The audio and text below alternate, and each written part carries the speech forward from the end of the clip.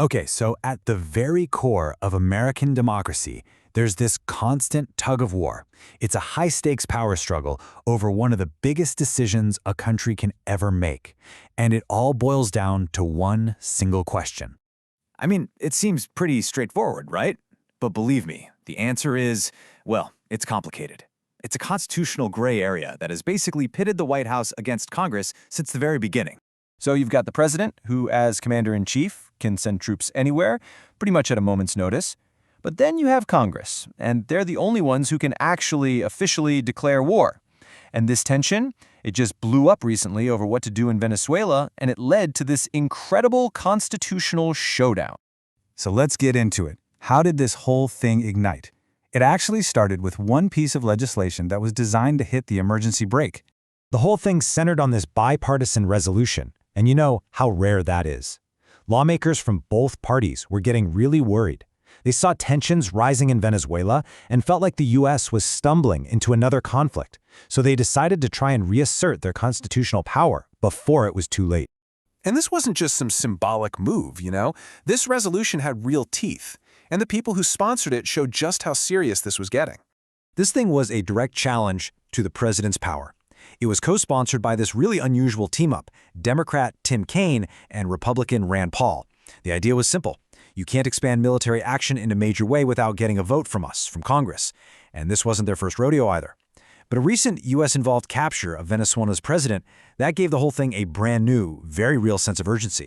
So all of this set the stage for a really fiery debate right on the Senate floor. And this is where the core constitutional arguments just got laid bare for everyone to see. Senator Rand Paul, he did not mince words. He basically said, look, call it what you want, but when you're imposing a naval blockade and launching airstrikes, that's war. Period. And he went even further. He called the administration's whole story that the U.S. wasn't at war an elaborate ruse. I mean, that is a huge accusation. He's saying the White House was actively misleading not just Congress, but the entire American public. Then you had Senator Lisa Murkowski, one of the few Republicans who broke ranks. For her, this wasn't about politics. It was about fundamental duty.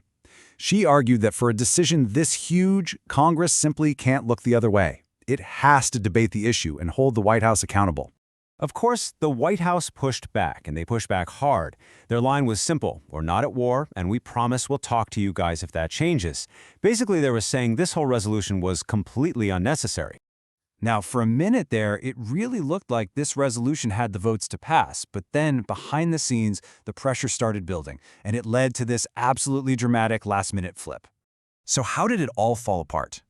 Well, it came down to some intense backroom pressure. At first, you had two Republican senators, Hawley and Young, on board. But then, the White House phone lines just lit up. We're talking calls from the president himself. And after getting what were described as personal assurances about how limited U.S. involvement would be, both senators switched their votes. Just like that. So that last-minute flip set the stage for a total nail-biter of a final vote. The whole thing came down to just one person. So after that reversal, the vote was completely deadlocked. A perfect 50-50 split. And in the Senate, a tie means you lose. The resolution was right there on the edge of defeat. And to make it official, to really seal the deal, the vice president actually came down to the Capitol to cast the tie-breaking vote. And with that single nay, the resolution was officially defeated. A huge win for the White House.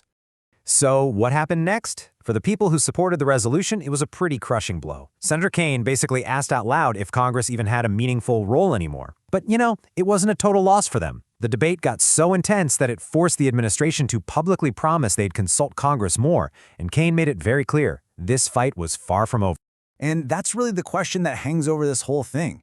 If a private promise made behind a closed door can flip a public vote on something as massive as war, what is the real role of Congress?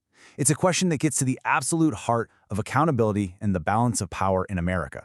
Something to think about.